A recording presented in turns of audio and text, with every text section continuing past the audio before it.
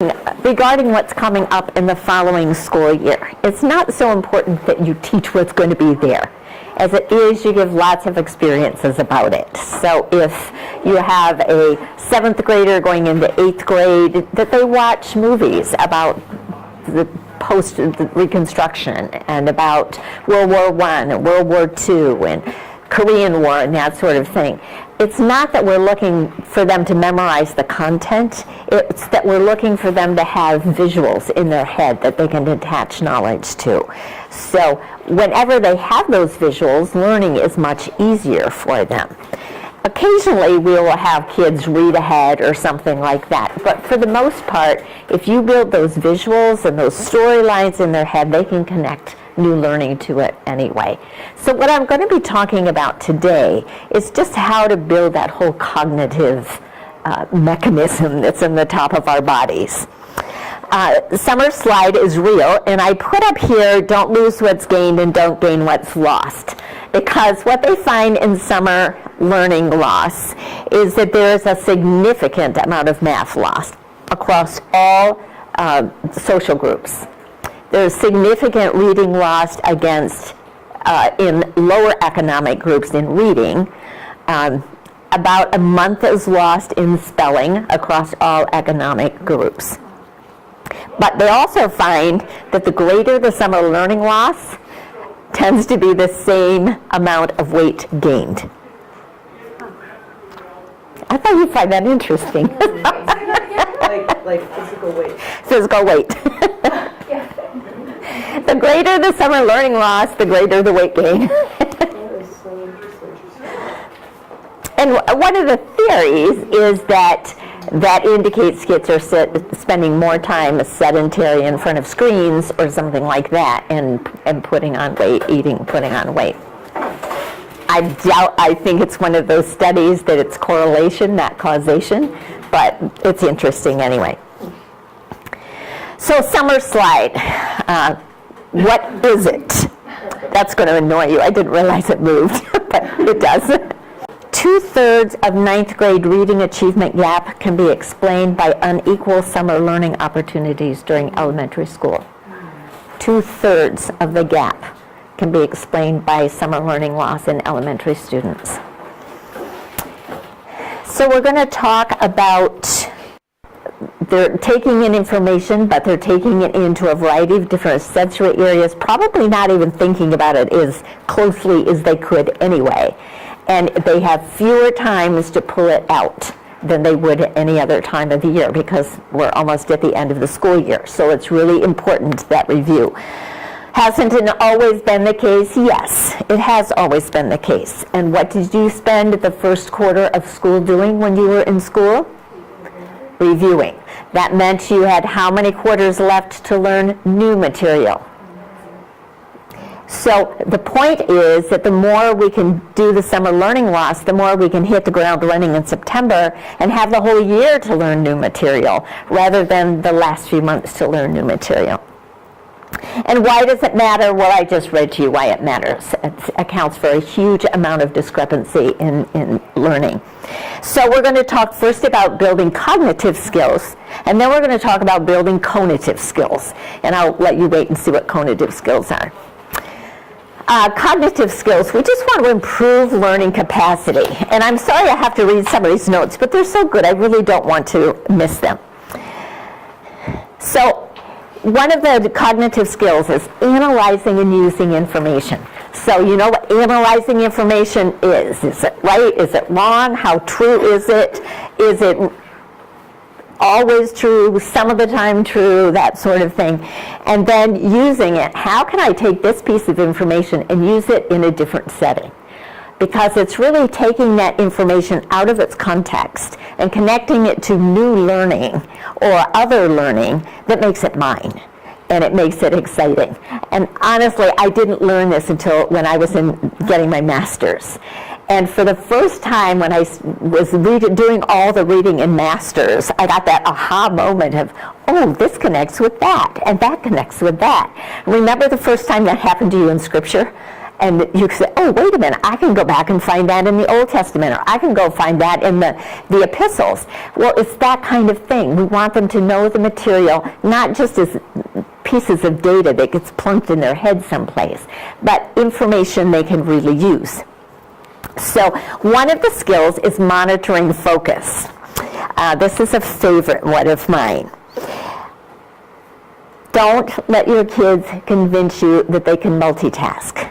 They cannot. Neither can you. And there are accidents all over the highway proving that you cannot multitask.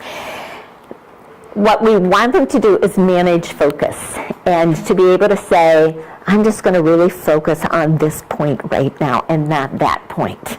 The internet is not the place to do that. Why? When you look at an internet screen, what are you looking at? Exactly. You are being flashed at all the time with ads or memes or stars, or it's forcing your brain to multitask. And so just hunkering down and doing something totally focused is one of those things. So focus is a more flexible kind of knowledge. It's better filtering, it reduces stress, it helps in prioritization. And this quote I loved, the inability to unplug creates an unhealthy aversion to silence and reflection. And focus is really that silence and reflection. You know, we say to our kids, I want you to go think about that for a while and then come back and talk to me. They're not thinking about that at all. They're going back and talking to you about something that they know you want them to say. But the reality is we do want them to go and think about this and come back. We just can't be happy with them talking to us about what we want to hear. We have to challenge that. Thinking skills instruction should focus on understanding how cause is determined, criticize assumptions, analyze means and goals relationships, give reasons to support a conclusion, assess degrees of likelihood. Like one of the fun things that you can do is to have your child prepare a PowerPoint on why they should be able to do such and such, why they should be able to get a dog, or why they should be able to get a swimming pool or whatever, and force them to do the work. Find the statistics about it. Come and prove it to me. Think about what I'm going to say and have a good argument for that so that they can begin to build those skills. And know that you're going to question them. Let them think about the degree of likelihood that it's actually going to happen when they get all finished. But those are all higher level thinking skills that they can have fun doing. Nobody's grading them on it. It's just a fun thing that they can do. Incorporating isolated data into a wider framework, and you can push this a little bit. So if a child comes up and says, did you know that a leopard has 600 spots? Your response can be, where else would we find 600 spots? Or why do you think they're spots? Why aren't they stripes? And get them to really think out of the box and question what they're seeing and how did someone actually find that out. And then using analogies for problem solving. And I'm going to come back to math over and over again because math is a critical piece.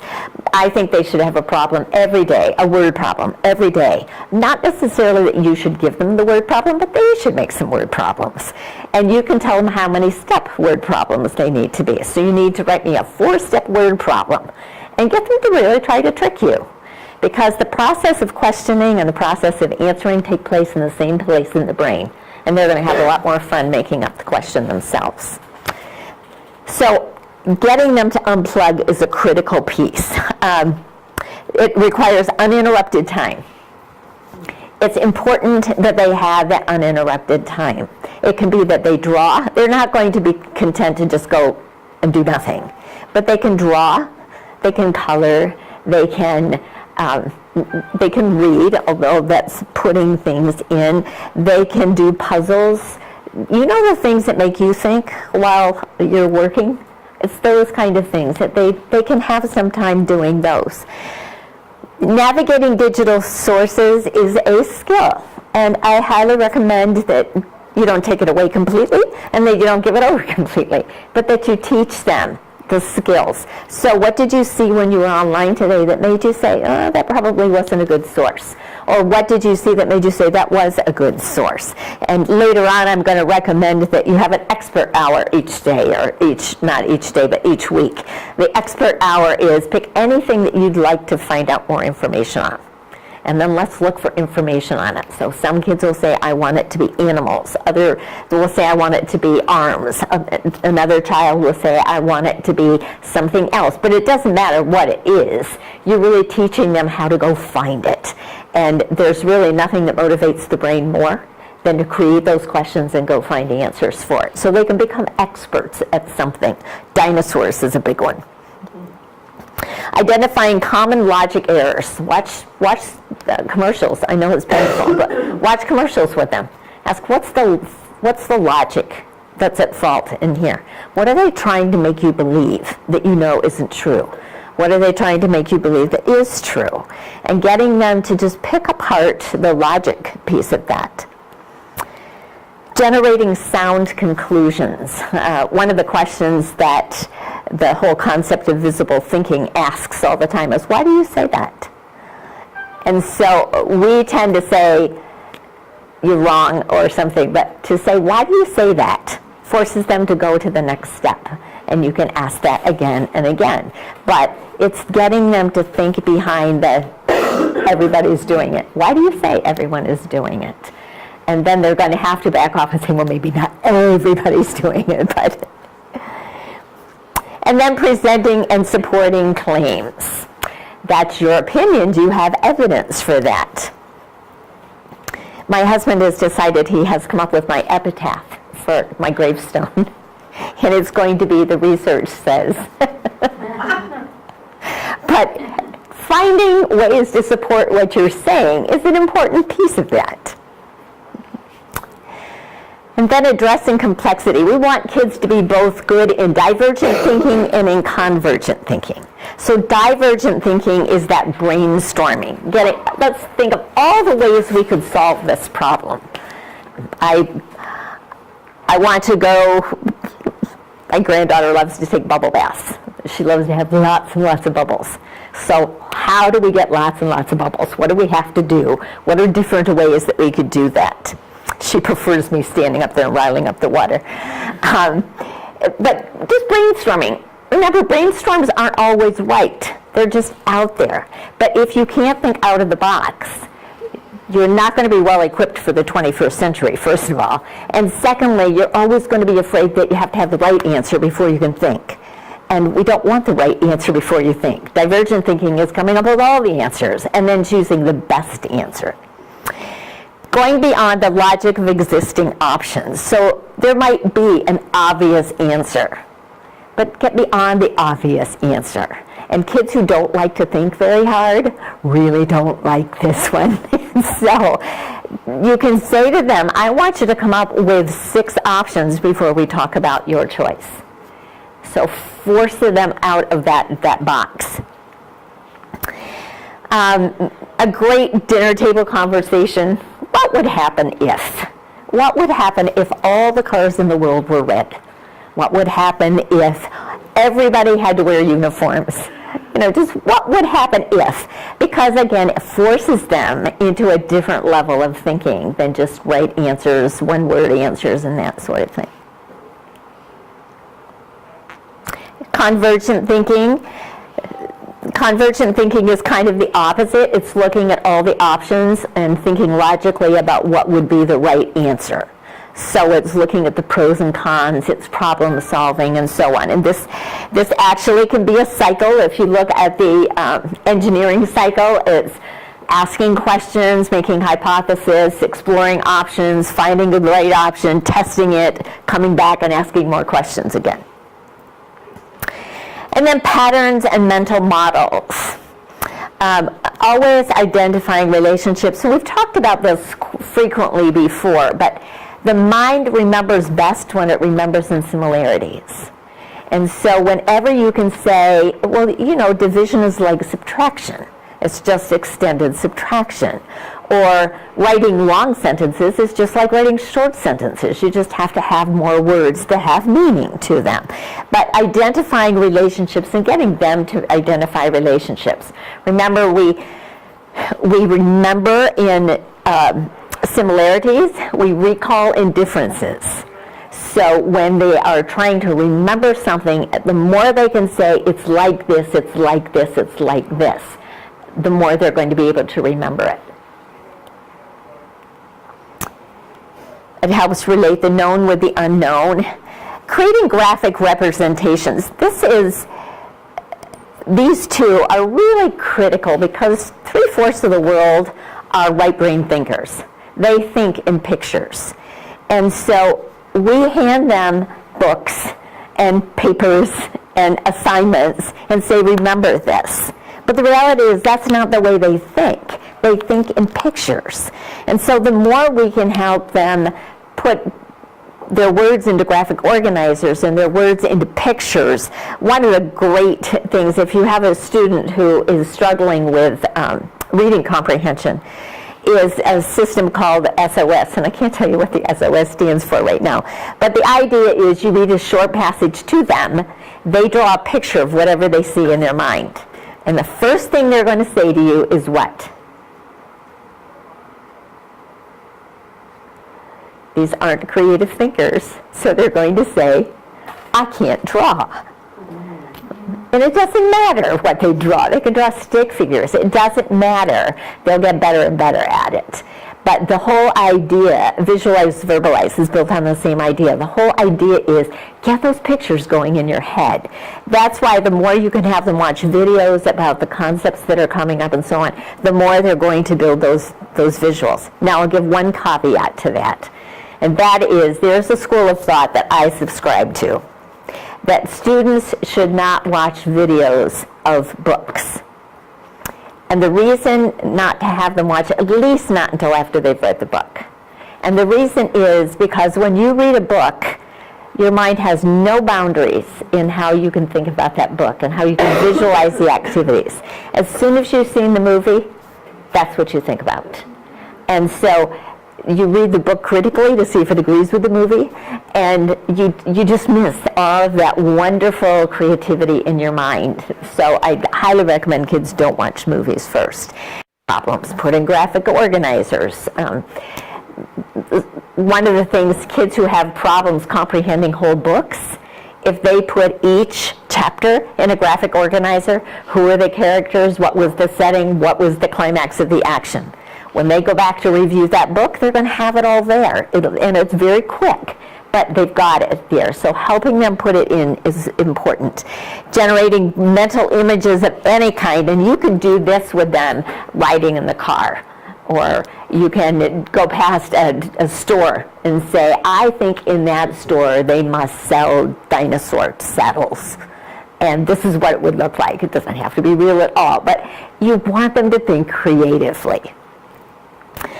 Conducting thought experiments, same kind of thing. Performing mental rehearsals. Now, mental rehearsals we've talked about before, but it's an important concept for them now and long term. And it has to do with that practicing physical things in your head. So whether it's a golf stroke or a tennis stroke or a musical instrument, it's practicing it in your head. A story, 1959, Liu Qi-kung, an award-winning Chinese pianist, was imprisoned during China's political revolution. For 7 years, he was denied access to a piano and unable to practice. Upon his release, his performances received higher critical acclaim than they had ever had before his imprisonment. He attributed this to visualization, saying that every day he mentally practiced his entire repertoire. And Nikola Tesla cars, visualizes his inventions before he builds them. He builds them, tests them, fine-tunes them, and checks for wear and tear, all before he ever builds the physical prototype. So getting people to do that it's a skill. And if you can help them with the skill of just, let's practice this in your head, it's a critical skill. All right, so those are the cognitive skills, just that getting the mind thinking, getting it building relationships, getting it building images. Those are critical pieces to build cognitive skill. But there are conative skills. Conative skills all have to do with the habits of mind, habits of learning, attitudes of learning. And you have such a great opportunity to do that this summer because you don't have the pressure of grades or report cards or anything like that, homework time. You just can build the love of learning and the fun of learning. So one of the things is helping them understand self-control. Was that a self-controlled act that you just did, or was it letting... Self-regulation is a better term. So were you regulating yourself or were you not regulating yourself? How could you better regulate yourself in that particular act? Power of interpretation is huge. Power of interpretation, some of you know your kids' learning styles. How many of you have collaborative learners? You have a collaborative, you have a dynamic, right? A dynamic. Okay. Collaborative learners particularly have weak interpretation skills because they are very intuitive. That's their greatest asset and their greatest fault. They're very intuitive. So they recognize what's going on. We prefer that they didn't recognize it, but they see it. They're not wrong. We just wish they hadn't noticed. And they're very sensitive. So they can go into a situation and see something that takes place, and they can interpret motive into that and be hurt by it when there was nothing that was really intended by it. So if they're in a classroom and a group of kids walk in and they keep on their conversation and they don't invite that person to join their conversation, maybe they didn't even see them, this person will interpret that as they don't like me, they're shunning me. The reality is they didn't notice you. Now, if that is right or not, I don't know, but it wasn't an intentional shunning that took place. So power of interpretation is so important, and you can work on that this summer. So you can say, you know, look at those two people on the street. I think they're angry. What do you think? And to help them to see that you have reasons for your interpretation, they have reasons for their interpretation, and they could be totally different, and you could both be wrong. It just doesn't matter. But getting them to interpret situations differently, or looking at people's faces, and what do you think they're feeling? Why do you think they're feeling that? The power of interpretation allows us to see things differently and act accordingly. If we see things negatively, we will act accordingly. If we see things positively, we will act accordingly. The healthier mindset is to see things positively, to give people the benefit of the doubt, or at least not to own the fact that somebody was rude. That's not my problem, that's their problem. I don't have to own it. So useful ways of thinking. We've talked about these. This has kind of been the theme of the year. So positive self-efficacy. If you have a child who comes home and says, I can't do math, make sure you fix that this summer. That's not good self-regulation, because what that does is it shuts you down already. So let's fix that. Let's say, I'm not good at borrowing, and we'll fix borrowing. Or say, I'm not good at division, and we'll fix division. But to say I'm not good at math, you can't say that. It's too big. You can't fix it. So getting them to think in terms of positive self-efficacy, that growth mindset, that yes, it's a problem today, but I can do this, I'm a smart person. Resiliency, always looking at that idea of who am I, can I get over this, I'm okay, it's all the same kind of problem-solving idea. Students who are capable or perceive themselves as capable use cognitive and metacognitive strategies more often, persist longer, and more frequently use higher level thinking skills. So getting hunkered down in the I can't also lowers their thinking ability. So navigation of negative thinking, play on mirror neurons. And I actually hadn't read this concept for a while, and so I'm going to read it to you because it's been a while since I've seen it. And I saw it for the first time in some research put out by, I can't remember who the author's name is, but he's out of Harvard. And then this research actually came up from one of the sites that's listed in the back. But mirror neurons. They're a specialized class of neurons that activate when a person acts and when another person is observed performing the same action. Neurons activated whether a monkey reached for a peanut or watched another monkey reach for peanuts. The same thing happened with needles. The brain reacted to the pain of a needle, whether someone was getting the shot or watching someone else get the shot. They're called mirror neurons, so you only need to see it and you have the same thing. Worry is a constant rehearsal of threatening outcomes or threat scenarios that may hinder success from real stress or perceived stress, and that also can be a mirror neuron. So if kids watch us worry, they can worry. The worry becomes theirs as well. So we have to be careful with that. And then the amygdala hijack. This is one that if you have a child who's prone to explosive episodes, it's really an important thing to work on this summer. And the best thing to do is to help them understand. In any situation, the right brain and the left brain have to talk to each other. But in the middle, it's the amygdala. The amygdala is the bridge. They have to pass, information has to pass between the two. The right brain is the emotion center, lots of emotion. The left brain is the logic, sequential word situation. When a student gets really frustrated or explosive, guess what's not working?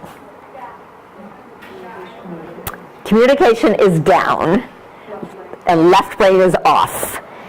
And so it's really important to get them to calm down so that the two lobes can talk to each other. And so helping them understand, you know what, we can't solve the problem right now because you're too right brain right now. But we can take care of that amygdala. So what is it that's going to help you de-stress that? What's going to get that cortisol out of there? It might be that you go take a walk. It might be that you listen to music. It might be that you just lie down for a few minutes. That's not punishment. Because what you're really trying to do is just get that communication channel open. If you try to beat on it, it's just going to shut up more and more and more. It can't get fixed. And so just finding those things. Now, obviously you want to move to the point that you find triggers. What is it that triggers that shutdown? But even in lieu of that, you can say, you know, let's figure out a way.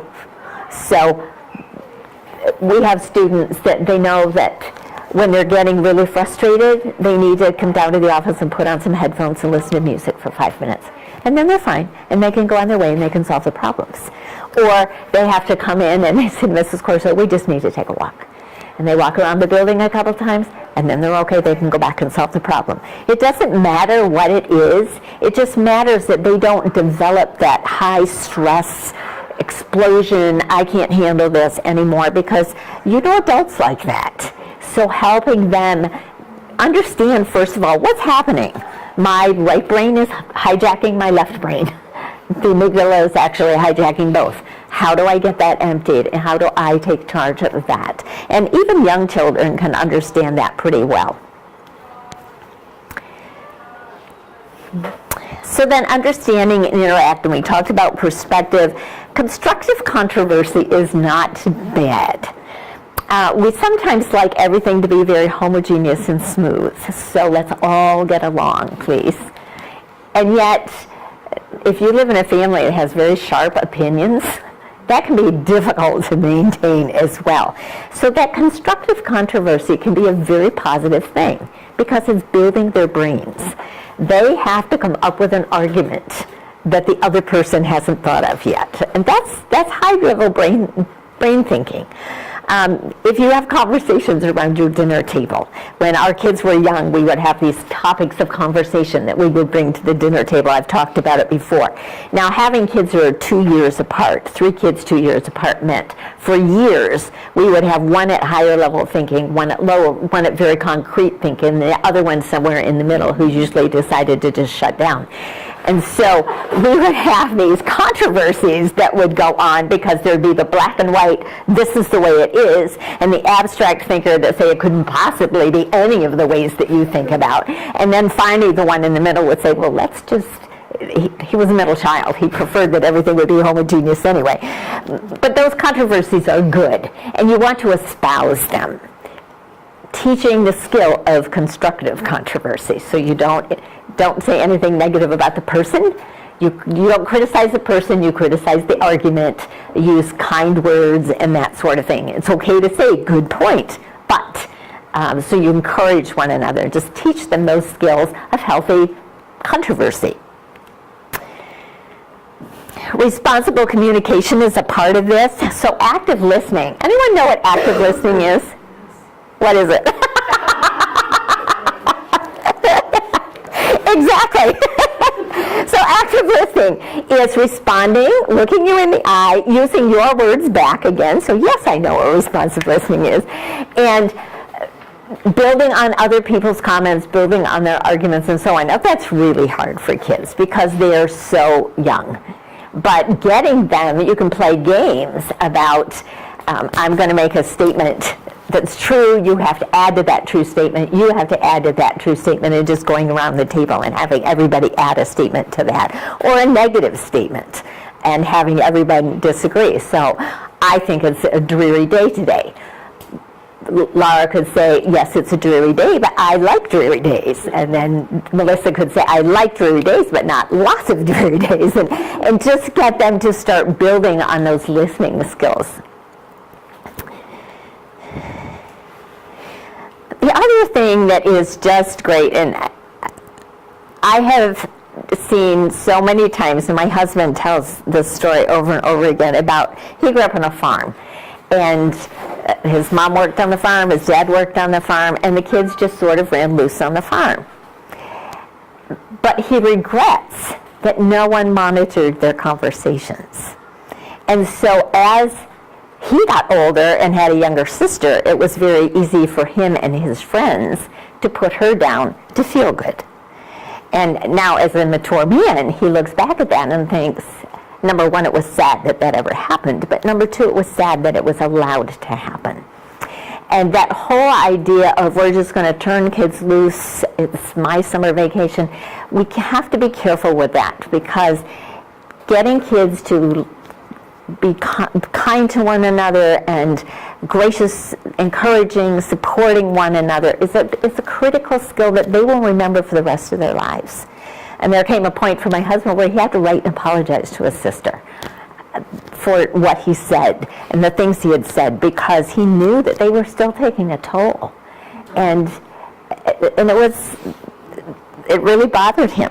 We want to help our kids conflict. They are going to have arguments. That's good. We want to bring them to the win-win situation. They're stuck in win-lose situations. And they really believe if I give an inch, then I've lost something. We want to help them understand that, no, you can get to win-wins, because you can give a little and you can give a little, and both parties can be happy and blessed by that. Any questions on that? A couple points that they make. Constructive controversy. This was an interesting statement. Constructive controversy is discussing conflicting ideas and perspectives in productive ways. The greater we master and retain material and skills comes from debate. I'm sorry, let me read this again. Greater mastery and retention of material and skills that concurrent seeking, debate, or individualistic efforts. Constructive criticism gives greater results than concurrence, debate, or individualistic efforts. Do you know why that is? Can you think of why? Why does controversy give better thinking results than a debate would, for example?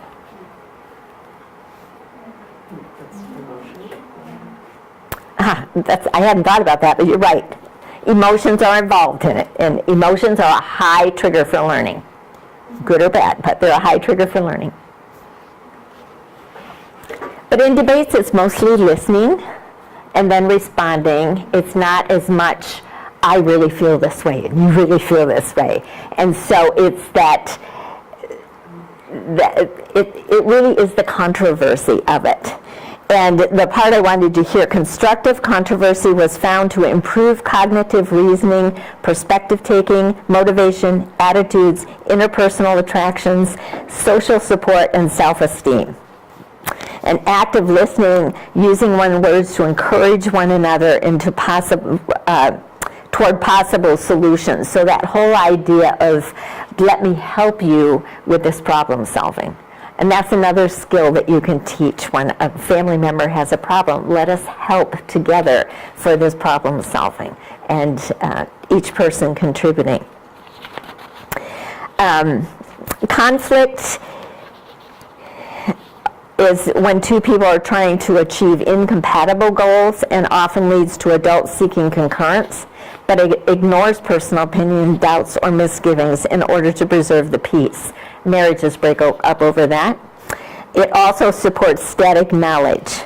Controversy can promote higher level thinking when it's controversy, not conflict. And so separating those two definitions is helpful.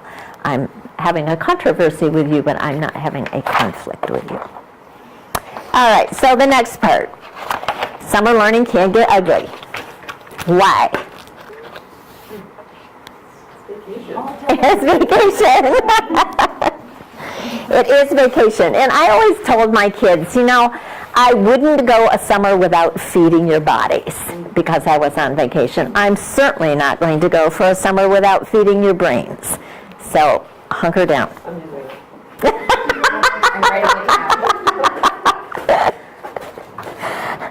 So, tips for you. First of all, make it consistent.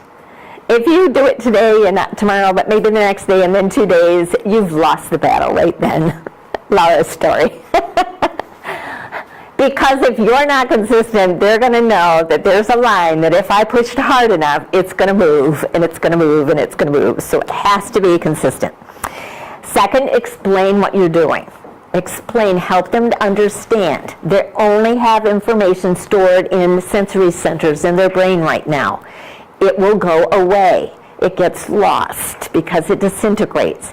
You need to pull it back out and use it over and over again. You need those skills over and over again. We're building those pathways in the brain that you won't lose after they're myelinated.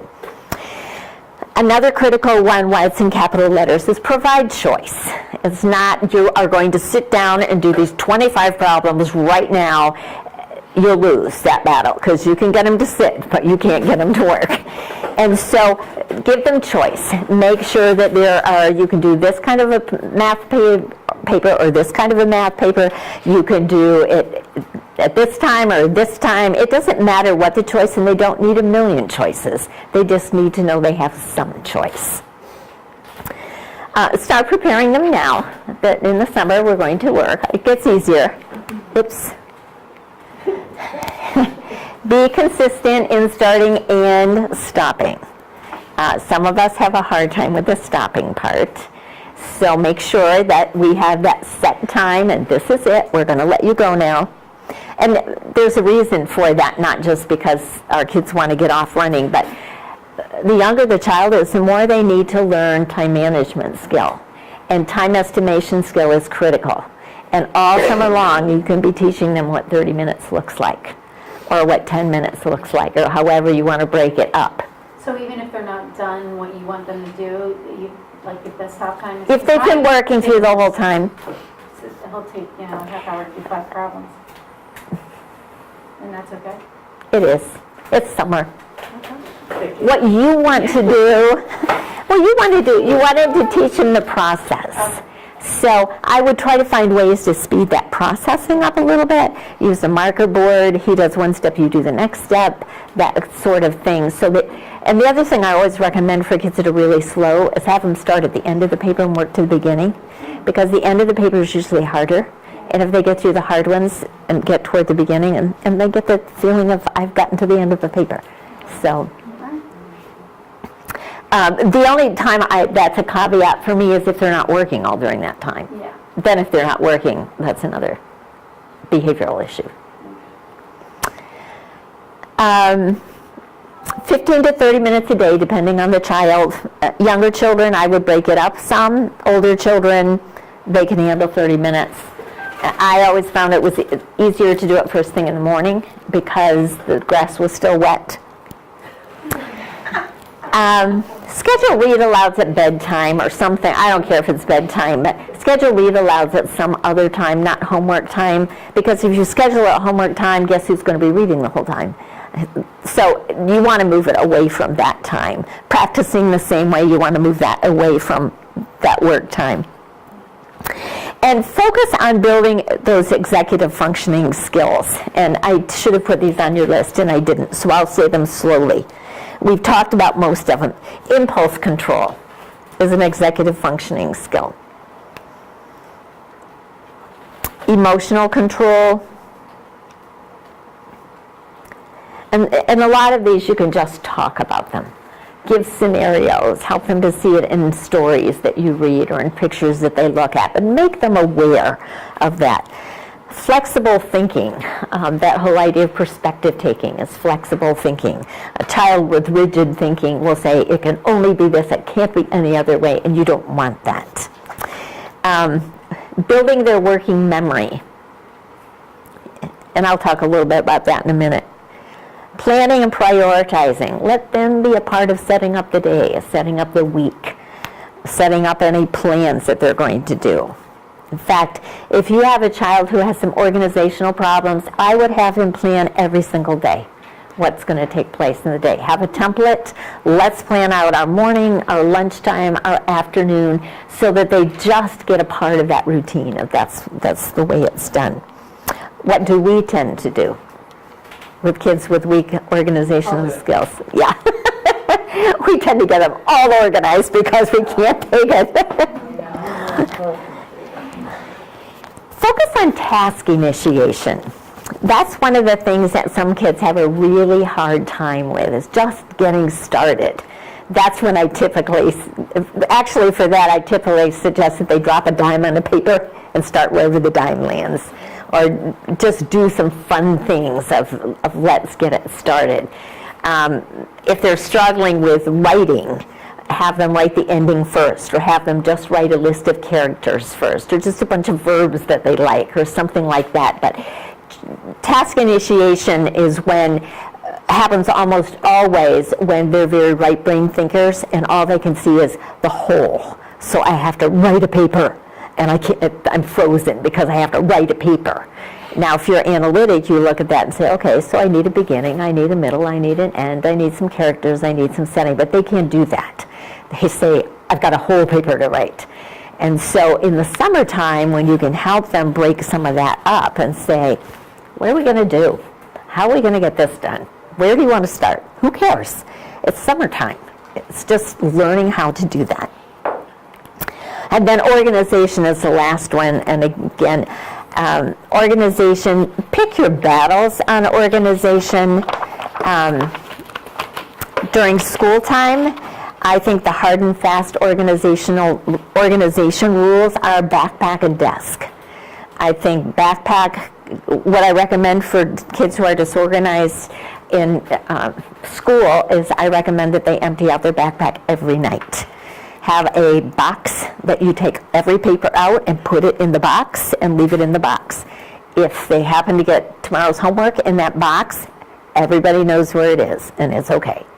But at least they've emptied out the backpack. Because if we don't empty out the backpack, what happens?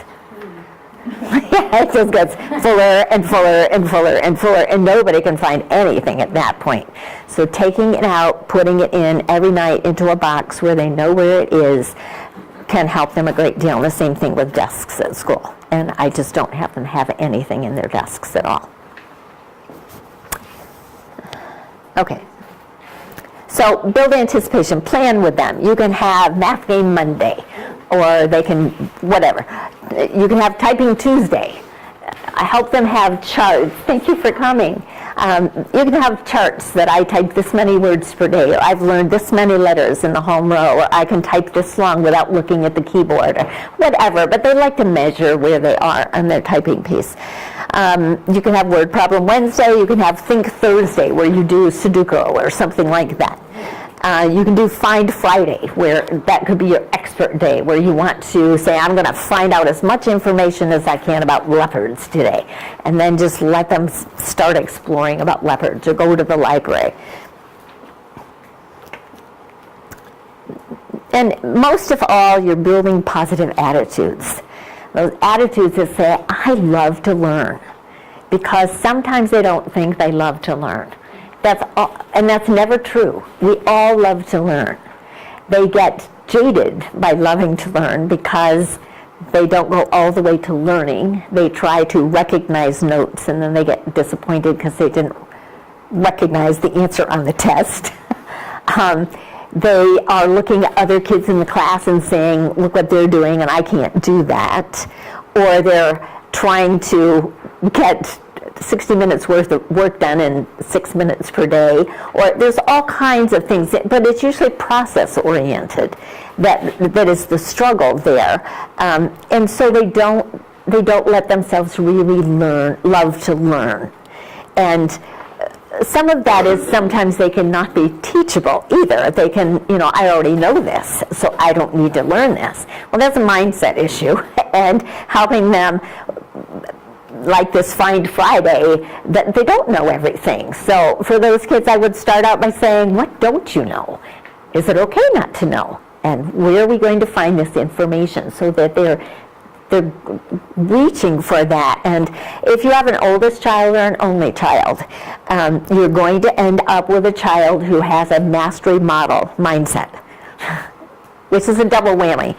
So they live in a world where their model and they have a big gap between them. Unless you act like a 5-year-old or a 6-year-old, there's going to be that gap there. So you're going to see these kids that say, I can do just what you can do. I can do it all. I can do it all. And then they reach a point where they can't do it all, and then they flop and say, I can't do anything right. And so it's the world they live in. They live in a master model world. If they have a sibling, who then that one's the oldest one. But if they have a sibling, they look at that one who's right here and they say, oh, they did it, I can do it too. It's not a big gap, but it's just the reality of what it is. It starts to mitigate around 2nd grade, but it is what it is. So you're just trying to always build attitudes of, I love to learn. And what did you learn today? And you can get Dad to talk about, what did you learn today? And drop the language of what did you do. It's all about what did you learn. Can you reward them at all? Like we were thinking maybe like a point system, you do this, have points and you can trade it in for stuff. I like point systems. I wouldn't do it for learning per se. But, it can be part of the chores that you get paid to do or something like that. So you do your work a time. We're going to do like work, practice guitar, Yeah. I wouldn't do it until it was absolutely a necessity. Okay. Because if we reward behaviors that will appear on their own, they'll disappear. Mm-hmm. It's called over-realized motivation. So that isn't the right word for it either, but it's over-realized something. And what it means is, and they did this research with preschoolers and 6th graders and so on, and they took kids like preschoolers, they took kids who loved to play in the music center, and they started rewarding them for it. And then they took away the rewards, and the kids wouldn't play in the music center anymore. And they took 6th grade students who loved school, and they did homework regularly. They never had to be addressed or anything. And they started rewarding them with a party every quarter for it. The kids stopped working without the party. So you want to be careful that that it's needed. Then you either have to keep doing it or... And you have to keep up in the ante. That's the other thing about extrinsic reward is you can't keep it static. So. You just have to, because I said so. That's Well, the more you can say, I want to learn this stuff, Yeah. I want to learn with you, the more they're going to get excited about doing it too. But it's those mirror neurons that are going to take effect more than anything. And if he can build PowerPoints and things like that to teach his dad when he comes home, Yeah. he'll be totally engaged. Is rewarding consistency also detrimental? What I like to reward are plans. So if you have set a goal to complete this plan and you've done it, we're going to celebrate that. So I don't call it a reward, I call it a celebration. You achieved a goal that you had set for yourself. Okay, consistency, but then you also want to have some novelty because the brain loves novelty. So trips to libraries, summer reading programs, or as a family. Have a family book that you read every night. Go to learning centers, the Seacoast Center, those kinds of things. Read books about future topics of study, and that will be something that you'll be receiving when the teachers have a chance to look at it. Watch videos and movies on future topics. Just building their cognitive capacity.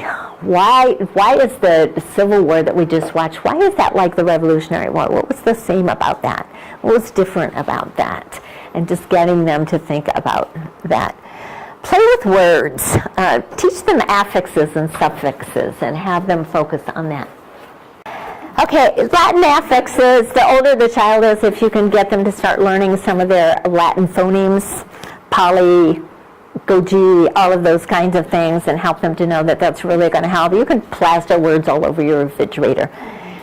You can have a new word each day. The web will give you a word a day. The whole family can learn the word a day.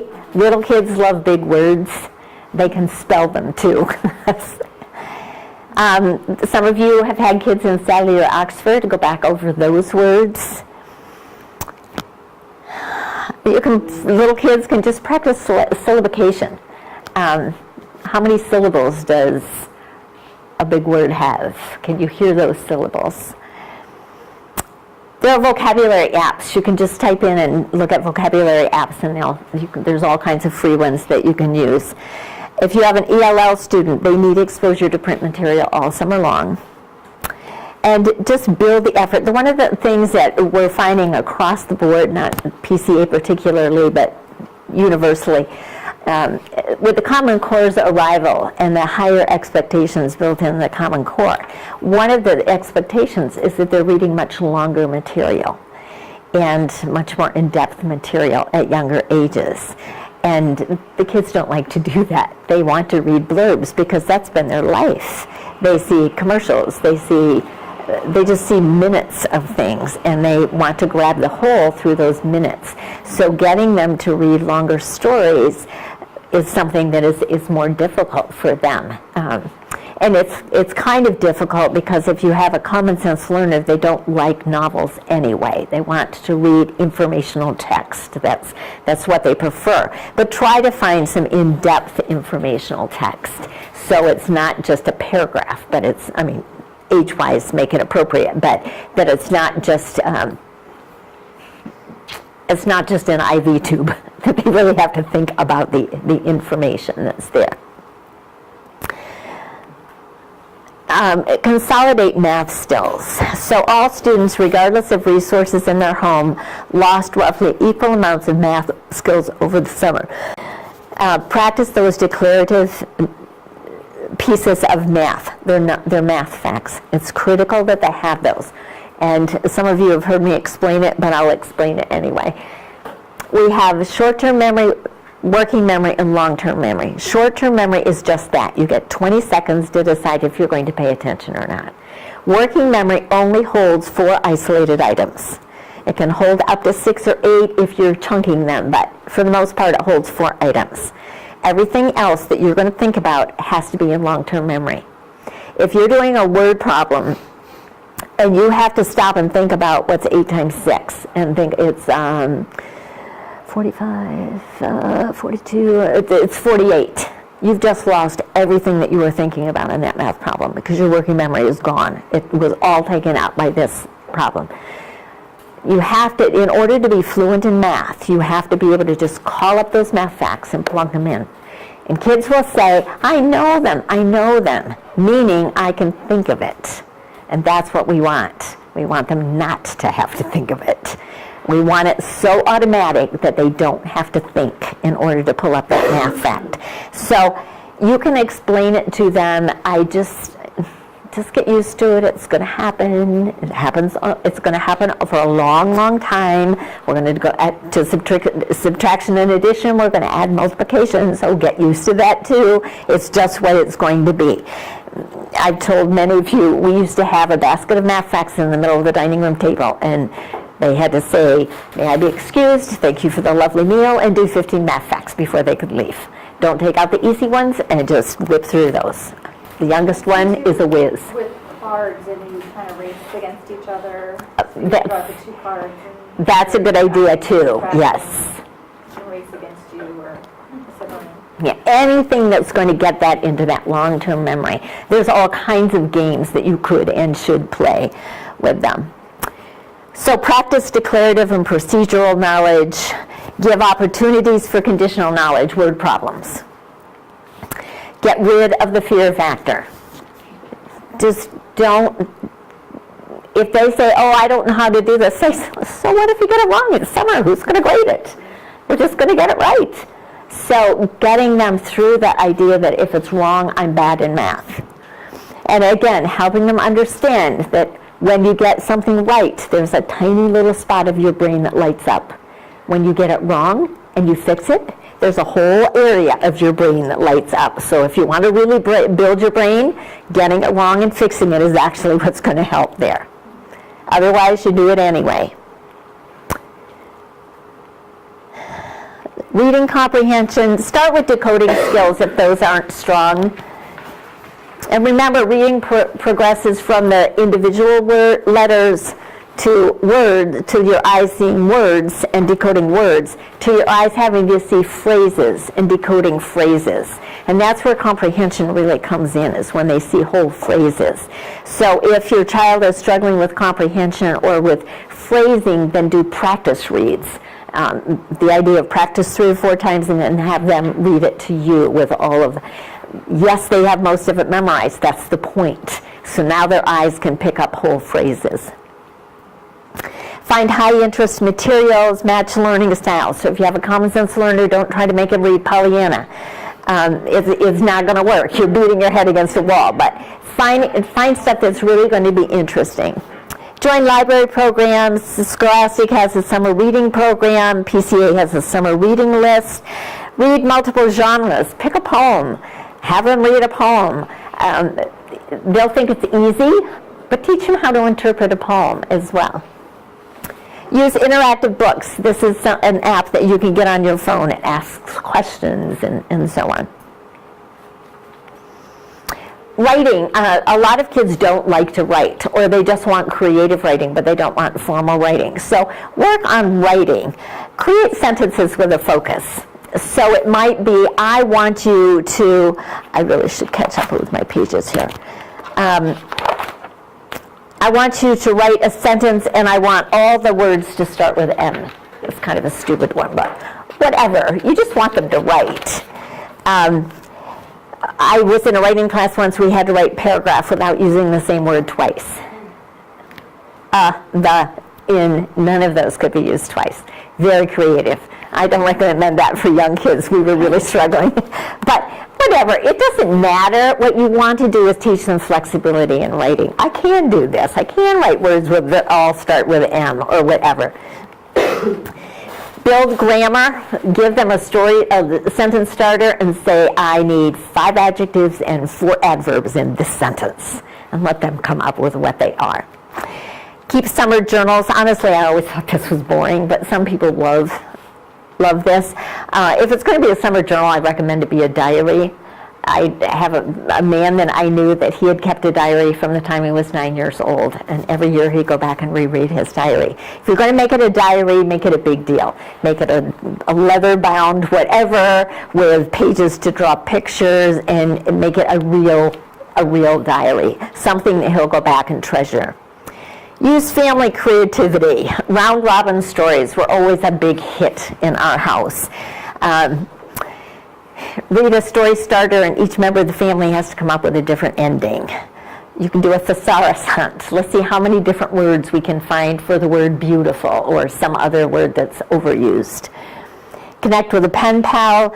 Incorporate typing and handwriting skills whenever you can. Use novel writing topics. I read one that was called A Story in a Car. So you go to the window and you look out the window and you see a car go by that has a family in it. And then you have to sit down and write a story about what was happening in that family, which I thought was a cute idea. And mom writes one and he writes one, and they come up and match their stories together. And establish expert hour. I've already talked about expert hour. You want high focus, low emotion. Learning math facts. I'm not above giving M&Ms for every right math fact on this. It's just whatever is going to work. You want it to be fun. It might be that the child quizzes you, but if you miss one, then it goes over to him, and he has to do one until he misses one, and then it goes back to you, and so on. It doesn't matter. There are all kinds of games that you can find, but just regular is what you want. Learning the states is another one that's really pretty easy. You can get placemats. You can identify the states before they have cereal in the morning. I think learning the globe is important. Building history timeline. They can put a string in their bedroom, and every time you talk about a different date, you can put it on the timeline so they see how timelines work, and they can just hang it with a paper clip on there. And you can, when you're talking about the Civil War, you're talking about a president or something like that, you can put it on the timeline of where they fit on the timeline. Give examples of parts of speech, again, back in the writing piece. Review their foreign language if they have one. I'm sure Quizlet goes all through the summer, so they could review that. Problem solve with logic puzzles. Take field trips. There are all kinds of free virtual field trips online. Type in free virtual field trip, and they will take you to all kinds of museums. They're really quite fun. You can take a tour of a pyramid. You can take a tour of the Smithsonian, different places at the Smithsonian. They're fun. Do treasure hunts. So we're going to go to the grocery store, and you need to find these items on a treasure hunt. Oh, that was to study famous people. Do family plays and readers' theater. You'll probably have to find the material for this, but everybody can get dressed up and they can act out this part. You can have family game nights. You can have read-ins. I've shared this before, but I used to plan read-ins for the family. So lots of comforters on the floor, big bowls of popcorn. Everybody flops down on the floor to read a good book, especially on Friday nights, rainy nights. My husband hated read-ins. He liked game nights. So set up games all around the living room. We'd rotate around through the games, and two people play this game, two people, and two people. I hate games.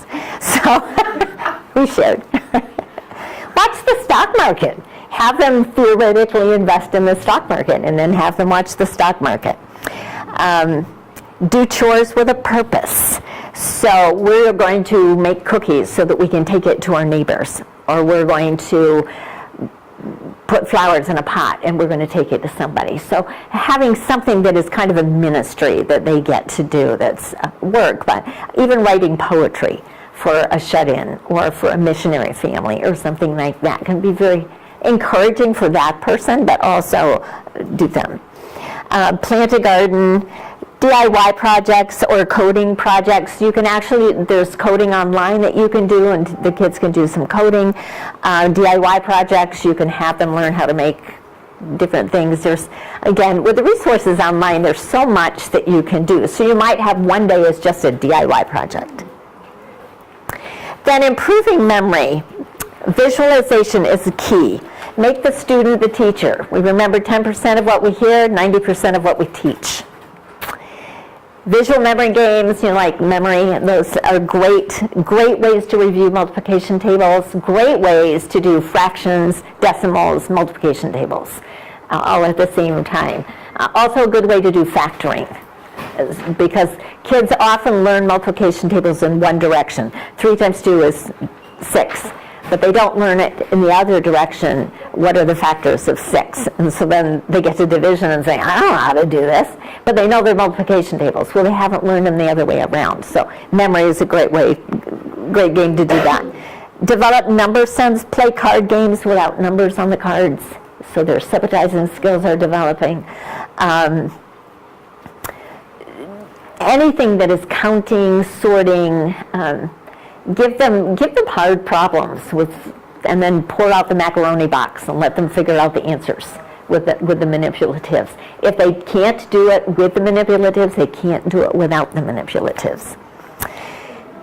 Active reading strategies. I want you to read this page and I want you to tell me all the characters that you find in it. I want you to highlight all the characters in red. I want you to highlight the setting in green and go back and tell me about that. How would you end the story in a different way?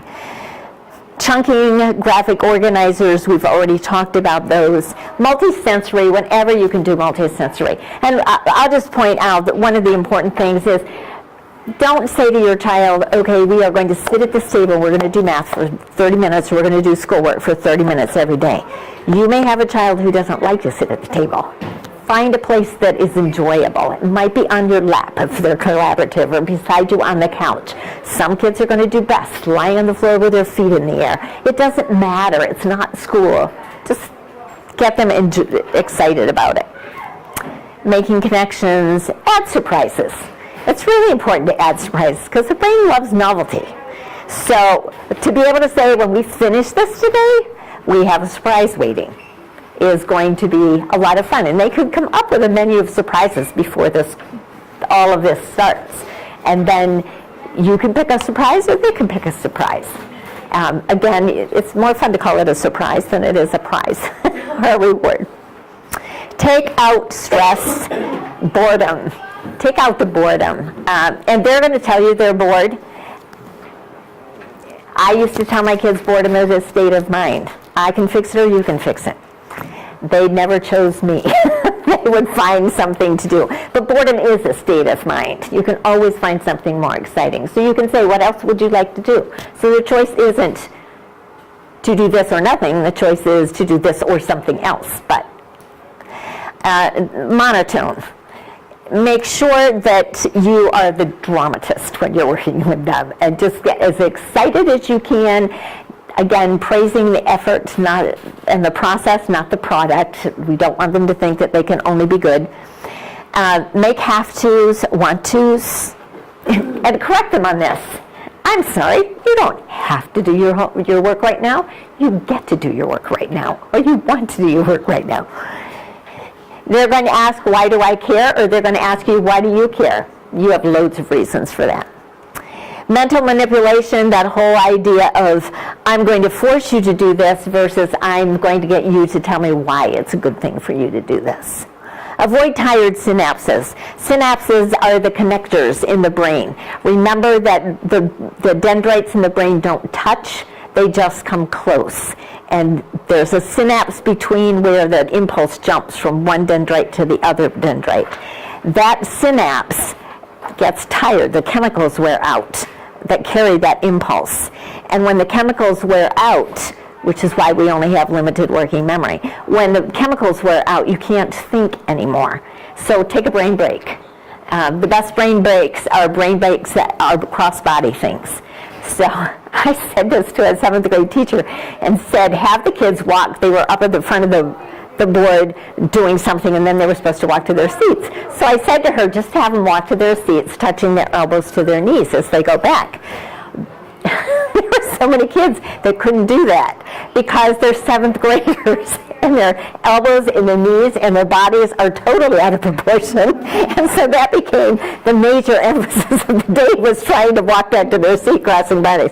So try to make it realistic, but whether they crawl or, it doesn't matter what they do, but cross body is what is making the brain cross sections, and that's, so it's a better tool for you. And that's it. Oh, math, yeah, this one, you won't like this. Math predictor at the start of kindergarten. Math at the start of kindergarten is the best predictor of grade 8 school success. Oh, yeah. And what you want to do is focus on math-related words. What's more than? What's less than? How much bigger is this than that? What pattern do you see? And all of those things. What they found was kids do really well at learning to count to 10 or rote counting, but not counting. Their sabotizing skills are weak, knowing there's 5 here, there's 10 there. They don't tend to play as many math games, and they don't tend to use a lot of math vocabulary. And so being able to say, can you subtract 5 out of that instead of, can you give me 5? Good math vocabulary. Subtraction is really, the skill is decomposing, and so if you say to them, can you take that many away from that, you're teaching them subtraction. So use the word subtraction and division and so on. So I just put this in here so that you think in these terms. Kids who have strong math skills in kindergarten have lower math anxiety. They need to go beyond counting 10. They need to constantly be identifying size, number, color, which one is brighter, which one is smaller, which one is how much bigger. Dice is a wonderful game to use. Bedtime math, remember things done at bedtime, are great memory devices. So when they're learning their math facts, bedtime. And that's a site that I found some of this information on.